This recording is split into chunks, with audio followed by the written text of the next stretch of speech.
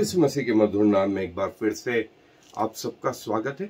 और हम प्रभु यीशु मसीह के प्रथम और द्वितीय आगमन के बारे में जो है देख रहे हैं।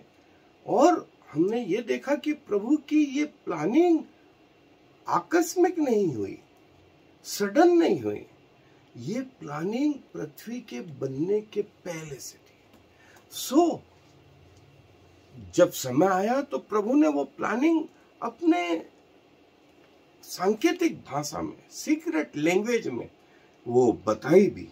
और जो है मूसा का तंबू, उसमें ये प्लानिंग जो है हमको देखने को मिलती है और हम वहां से अध्ययन कर रहे हैं।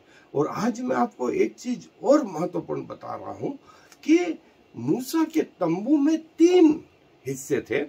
बाहरी आंगन, फिर दूसरा जो अंदर का हिस्सा था वो पवित्र स्थान या होली प्लेस बोलते थे, और तीसरा सबसे पवित्र स्थान जिसे most holy place, Holi of Holis कहते थे।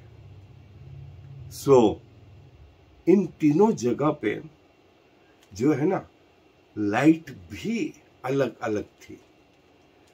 पहले बाहरी आंगन में जो लाइट थी जिससे रोशनी होती थी वो सूर्य का प्रकाश था। द्वितीय स्थान, पवित्र स्थान, होली प्लेस में जो लाइट होती थी वो 7 दीपकों का वो लैंप, जिसे वो मनोरा कहते थे, उससे होती थी। और महापवित्र स्थान में जो लाइटिंग है, उजियाला जो है, वो करूबों के बीच में परमेश्वर की रोशनी अपने आप जलती थी। उसमें कोई तेल वेल कुछ नहीं डाला जाता था। और वो उसको सकन्या ग्लोरी बोलते थे, सकन्या ग्लोरी बोलते थे। और जब महायाजक साल में 1 दिन उसमें प्रवेश करता तो वो रोशनी उसको दिखाई देती, परमेश्वर की जीवित रोशनी, जिसमें कोई तेल या कुछ और नहीं डाला जाता। वो रोशनी वहां दिखाई देती महापवित्र स्थान में। इसीलिए वो डरता था कि कहीं ऐसा ना हो कि अपवित्रता हो जीवन में और वो रोशनी में होकर के परमेश्वर जो है बोलता था, जिसे सकन्या ग्लोरी बोलते थे। आत्मिक जीवन से, कई लोगों का आत्मिक जीवन इस लायक है कि वो बाहरी आंगन में प्रवेश कर पाते हैं। फिर कुछ लोगों का जीवन है कि वो पवित्र स्थान में प्रवेश करने पाते हैं, जब मनोरा उनके जीवन में प्रकाशित होता है। वो तीसरा लेवल मोस्ट होली प्लेस, सकन्या ग्लोरी में प्रवेश करने पाते हैं, जिसमें परमेश्वर की जीवित उपस्थिति लगातार होती थी, लगातार होती थी। और मैं एक हिस्सा आपके लिए पढ़ रहा हूं, मेरे साथ वो हिस्सा निकालने। निर्गमन की पुस्तक का 40वां अध्याय और उसके 34 आयत से। निर्गमन की पुस्तक का 40वां अध्याय उसके 34वीं आयत से। जब मूसा पूरा तंबू बना चुका तब क्या हुआ? तब बादल मिलाप वाले तंबू पर छा गया और यहोवा का तेज निवास स्थान में भर गया। और बादल जो मिलाप वाले तंबू पर ठहर गया और यहोवा का तेज जो निवास स्थान में भर गया, इस कारण मूसा उसमें प्रवेश न कर सका। और इजरायलियों की सारी यात्रा में ऐसा होता था कि जब जब वह बादल निवास के ऊपर उठ जाता तब तब वे कूच करते थे। और यदि वह न उठता तो जिस दिन तक वह न उठता था उस दिन तक वे कुछ नहीं करते थे। इजराइल के घराने की सारी यात्रा में दिन को तो यहोवा का बादल निवास पर और रात को उसी बादल में आग उन सबों को दिखाई दिया करती थी। सबके जीवन में ये रोशनी थी। अब अलग अलग लेवल होता गया, अलग अलग लेवल। और ये हमारे आत्मिक जीवन से बात करते। ये प्रभु यीशु मसीह जिसने कहा कि मैं जगत की ज्योति हूं, मैं जगत की ज्योति हूं। वो सकन्या ग्लोरी कोई और नहीं, स्वयं प्रभु यीशु मसीह। सूर्य को बनाने वाला कौन? प्रभु यीशु मसीह। चंद्रमा और तारागणों को प्रकाश देने वाला कौन? प्रभु यीशु मसीह। हमारे जीवन को प्रकाशित करने वाला कौन? प्रभु यीशु मसीह। प्रभु यीशु मसीह ये बोलते हैं, मैं जगत की ज्योति हूं। और तंबू में जो ज्योति दिखाई दे रही थी वो कोई और नहीं, प्रभु यीशु मसीह। लेकिन मनुष्यों के अलग अलग लेवल थे, अलग अलग स्तर थे। सो उनके जीवन में अलग अलग रोशनी थी। और ये आज भी है, आज भी हर मनुष्य का स्तर अलग अलग है और उसके अनुसार परमेश्वर ने उनके जीवन में ज्योति लेकर के आए। और प्रभु ने इसको ऐसा भी कहा, किसी को 1 तोड़ा दिया, किसी को 5 दिए, किसी को 10 दिए, और लिखा है उनकी योग्यताओं के अनुसार दिया। सो दोस्तों, ये हमें बताता है कि हम प्रभु में कितने गहराई में पाए जाते हैं। भारी आंगन के लायक, पवित्र स्थान के लायक, महापवित्र स्थान के लायक। और बाइबल इस बारे में और क्या बताती, आए मेरे साथ अध्ययन पे चलिए। सो दोस्तों, जैसा मैंने बताया कि जो है अलग अलग लेवल जो था, वो भारी आंगन में जो लेवल था वो सूर्य का प्रकाश था, वो सूर्य का प्रकाश था। और जो पवित्र स्थान, ये वो पवित्र स्थान, ये वो पवित्र स्थान, और ये महापवित्र स्थान। सो जो लोग बाहर थे, जो लोग बाहरी आंगन में थे, उनके ऊपर कौन सा प्रकाश? सूर्य का प्रकाश। और जो इस कोट के बाहर थे, इनको ये रात में अग्नि का खंबा और दिन में बादल का खंबा ये दिखाई देता था। लिखा है हर व्यक्ति देखता था, और हर घर का मेन दरवाजा इसकी ओर होता था, इसकी ओर होता था। पूरब, पश्चिम, उत्तर, दक्षिण में जो जो तंबू थे, जहां ये रहते थे, हर घर का दरवाजा, हर घर का दरवाजा जो है मूसा के तंबू की ओर होता था। क्योंकि यहां जो रोशनी थी वो इनके घरों में भी आती थी, रात में इनके घरों में आती थी। उस रोशनी से इनके जीवन प्रकाशित थे। इसलिए बाहरी आंगन में जो थे याजक, यहां एट ए टाइम करीब 3000 याजक होते थे, जो अलग अलग शिफ्ट में जो है काम करते थे।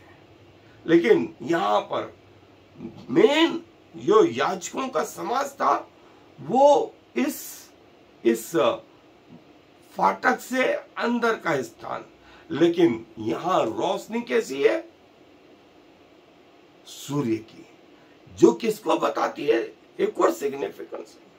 प्रभु ने कहा, मैं तुम्हारे शरीर को अपना मंदिर बनाऊंगा। सो जो लोग बाहरी रीति से प्रभु की आराधना करते थे, उनके जीवन में प्रकाश किसका? सूर्य का, सूर्य का प्रकाश। लेकिन शारीरिक रीति से आराधना के कारण ये कहां तक लिमिटेड थे? बाहरी आंगन में। कुछ लोग सिलेक्टेड थे, सिलेक्टेड थे, जो प्रभु से और नजदीकी बनाए हुए थे। और दूसरा जो प्लेस था, दूसरा जो प्लेस था, वो प्राण वाला था, प्राण वाला था, होली प्लेस। जो प्राणों से ज्यादा प्यार करते थे, वे कहां आ जाते थे? परमेश्वर, ये चिट्ठी निकाली जाती थी, और एट ए टाइम 2 याजक और 1 महायाजक। सो टोटल 3 व्यक्ति इस पवित्र स्थान में होते, 3 व्यक्ति पवित्र स्थान में होते। एक मनोरा की देखभाल करता, एक वो भेंट की रोटी की देखभाल करता, और तीसरा महायाजक जो है वो सोने की वेदी की ऊपर जो है वो धूप जलाया करता। सो दूसरा लेवल इन याजकों का, और तीसरा लेवल जो महापवित्र स्थान में, होली ऑफ होलीज में, महापवित्र स्थान में, वे साल में एक बार। और यहां रोशनी किससे? यहां रोशनी सकन्या ग्लोरी बोलते थे, जो करूबों के बीच में से परमेश्वर की रोशनी आती थी। और वो 24 घंटे सालों सालों उसमें कोई तेल वगैरह कहीं से कुछ नहीं डाला जाता। परमेश्वर जिसने कहा कि मैं जगत की ज्योति हूं, मैं जगत की ज्योति हूं, और स्वर्ग में कहा कि सूर्य और चंद्रमा के उजाले का कोई प्रयोजन नहीं, क्योंकि परमेश्वर की ज्योति से वहां उजाला हो रहा है, मेमना उसका दीपक है। सो मनुष्य के लेवल के अनुसार, आत्मिक लेवल के अनुसार उसके जीवन में अलग अलग ज्योति और उसकी आराधना का भी स्तर जो है अलग अलग। इसका मतलब ये नहीं हुआ कि परमेश्वर ने इन्हें नरक में डाल दिया, जो बाहरी आंगन में वो नरक में चले गए, नहीं, ऐसा नहीं है। वे हैं, लेकिन एक तोड़ा है, किसी को 5 तोड़े हैं और किसी को 10 तोड़े हैं। और जो बाहरी आंगन में है, इनको क्या दिखाई दे रहा है? आंगन के बाहर है, इनको दिन में बादल का खंभा और रात में अग्नि का खंभा, इनके घरों में प्रकाश आ रहा है, परमेश्वर की उपस्थिति का प्रकाश आ रहा है। निर्भर करता है कि इनके हृदय कैसे, इनके हृदय कैसे। सो ये वो महत्वपूर्ण स्थान, ये वो महत्वपूर्ण स्थान। और इसके बाद में जो है, देखिए, ये वो 3 स्थान, 3 स्थान, बाहरी आंगन, फिर ये उसके बाद पवित्र स्थान, और फिर ये महापवित्र स्थान। सो ये वो महापवित्र स्थान, और ये सकन्या ग्लोरी यहां से आती थी, यहां से 2 करूबों के बीच में से। और महायाजक इस वेदी के यहाँ, एक याजक इसकी सेवा करता, दूसरा याजक इसकी सेवा करता। सो पवित्र स्थान में एक समय में कितने? 2 याजक और 1 महायाजक, और यहां पर साल में एक बार। और बाहरी स्थान में हमेशा सबसे ज्यादा भीड़ कहां? बाहरी, फिर उसके बाद 3, और यहां साल में एक बार। ये बताता था आत्मिक स्तर को भी, ये बताता था आत्मिक स्तर को भी। सो दोस्तों, ये जो चीज थी प्रभु यीशु मसीह की, वो आज भी भजन संहिता 100 में लिखा है, जो बाहरी आंगन में धन्यवाद के साथ अपना शरीर प्रभु को सौंपते हैं और शरीर से प्रभु की आराधना करते हैं। कुछ लोग प्राण से प्रभु की आराधना करते हैं, तो प्रभु उनको कहां आने देता है? इस पवित्र स्थान में। जो आत्मा से प्रार्थना करते हैं सबसे बढ़ करके, तो प्रभु उनको यहां पर भी आने देता है, उनकी योग्यताओं के अनुसार। आज भी ये है। और प्रभु ने हमारे शरीर को अपना मंदिर बनाया, और हमें यह सिखाया है कि हम परमेश्वर को जैसा स्थान देंगे, परमेश्वर उसके अनुसार हमसे व्यवहार करेंगे। शारीरिक बाहरी आंगन, प्राण से पवित्र स्थान, और आत्मिक महापवित्र स्थान। सो ये वो रहस्य है, ये वो रहस्य है।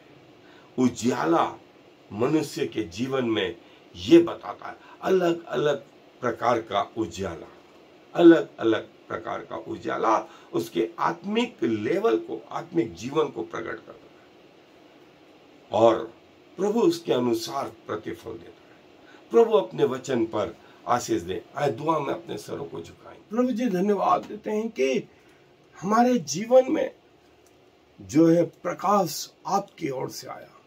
हम जो अंधकार में थे, जीवन में कोई प्रकाश ही नहीं था, आप जो जीवन की ज्योति बन करके आए, और आपने कहा मैं जगत की ज्योति हूं। जैसा मैं जगत में आया हूं, वैसे तुम जगत की ज्योति हो।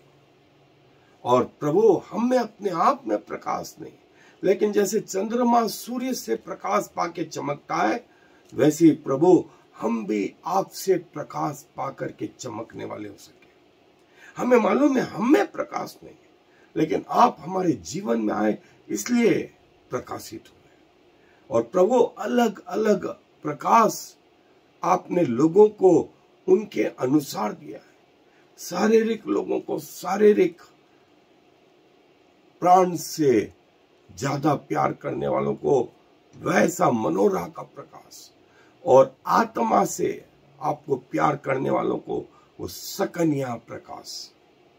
सो प्रभु धन्यवाद देते हैं जो आप हमें सिखाते हैं, और उस प्रकाश के द्वारा आपने ये बताया कि मैं जगत की ज्योति हूं, आपने कहा, और फिर ये कहा कि तुम जगत की ज्योति हो। तुम्हारे भले कामों को देख करके तुम्हारे स्वर्गीय पिता की बड़ाई करें। सो प्रभु फिर से अपने आप को आपके चरणों में ला करके रख देते हैं, और प्रभु धीरे धीरे हमारे जीवन में आत्मिक उन्नति होती जाए। 1 से 5 तोड़े, 5 से 10 तोड़े के योग्य वो योग्यता जीवन में आने पाए, क्योंकि सारा आदर आपको देते हुए इस विनती को प्रभु यीशु मसीह के नाम से मांगते, आमीन। और फिर शमा इस्राएल यावे एलोहेनु यावे echad. Hear, O Israel, the Lord is our God, the Lord alone.